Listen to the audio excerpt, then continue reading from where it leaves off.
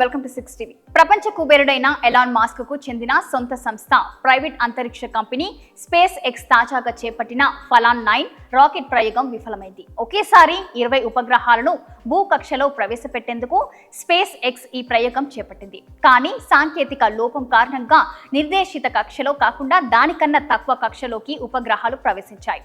దీంతో అవి ఎందుకు పనికి రాకుండా పోయాయి. త్వరలోనే అవి భూమి వైపు దూసుకొచ్చి కుప్పకూలనున్నాయి.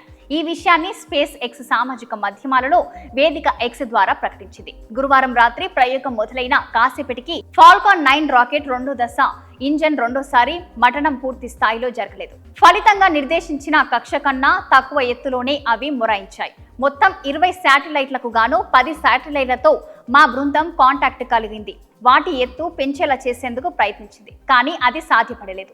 ఈ ఉపగ్రహాలను భూ వాతావరణంలోకి తిరిగి ప్రవేశించి పూర్తిగా నశించుతాయి.